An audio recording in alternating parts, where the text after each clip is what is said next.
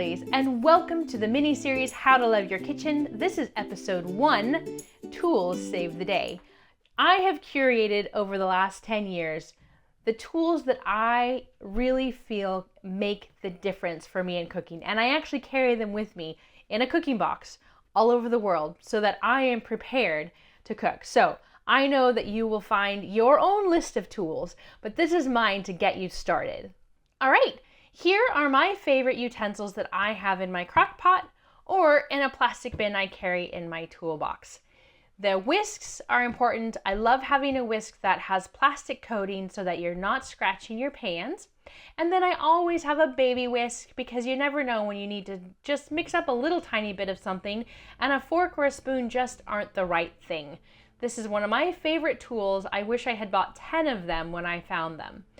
The next are tongs, and I actually have 2 different sizes of tongs that I like depending on what you're going for, but the tongs are very helpful when it comes to smashing up shredded meats or grabbing things in your pan. A lot of times you'll see me using the tongs because I can mix and grab at the same time. When I don't need the tongs, I love my wooden spoons, and you'll see this is my favorite spoon. I have had it since I started my business 10 years ago, and it's got my name on it because I wrote my name on everything back then. I felt like a child, but it was really fun. And now, once in a while, if I leave one of my utensils behind, I know it's mine because it has my name on it. So that's my old favorite spoon. The next thing I'm always going to have with me are a pair of spatulas. A small one for scraping out small things, and the larger one I actually cook with a lot as well. I love how it scoops the pan just perfectly. And this is kind of a funny size. When I first got it, I wasn't quite sure if I would like it, and it's become one of my favorites. So, and then of course we always need to have a spatula flipper. What you want to call it. I call it the flipper. So you need this to turn things over and to scoop and to pour and all those kinds of things. Always good thing to have on hand. And then a meat thermometer. Very, very important if you want to keep track of how your meats are cooking. And it also kind of gives you confidence in the beginning if you're just starting out, just to know it's at the right temperature. And so once you become familiar with what that looks like, what that feels like with your tongs, you may not need to use it as much, but it's a good thing to have on hand just in case.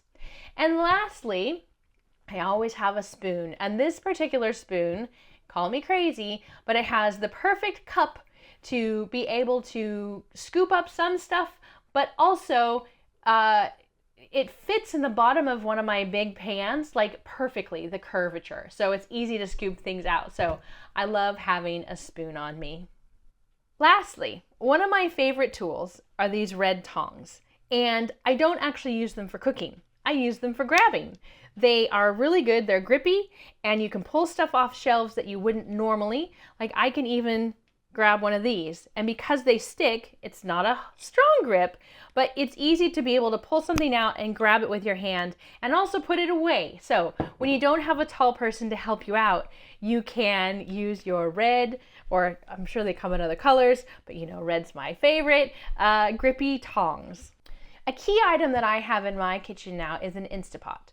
And I actually have all 3 sizes, a 3, a 6, and a 9. And I take the 3 with me everywhere I go when I'm traveling because it just is so versatile.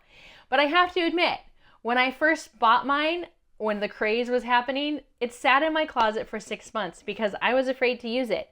I mean, do you remember the old pressure cookers and how precarious they were? That's what I was thinking of when I got this, but it was a little bit nerve-wracking. So once I started using it though, I use it every week.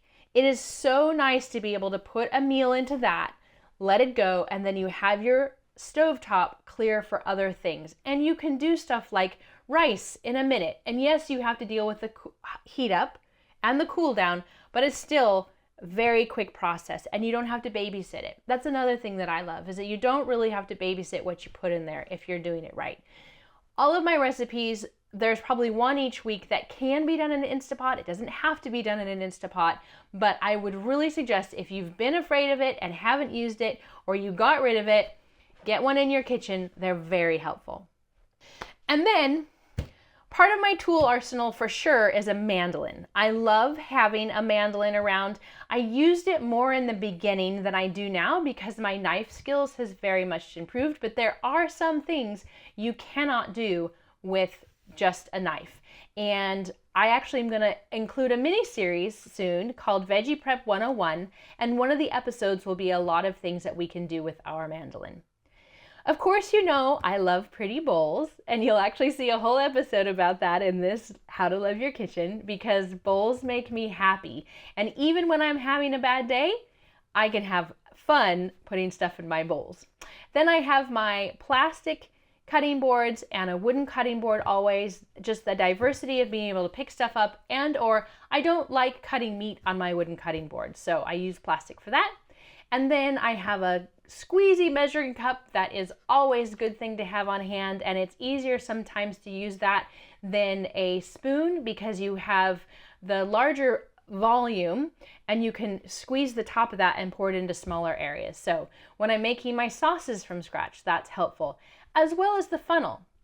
The funnel can fit into small jars, and it helps me fill up my spice jars. It helps me make my dressings and sauces just without having as much mess. So those are my favorite things.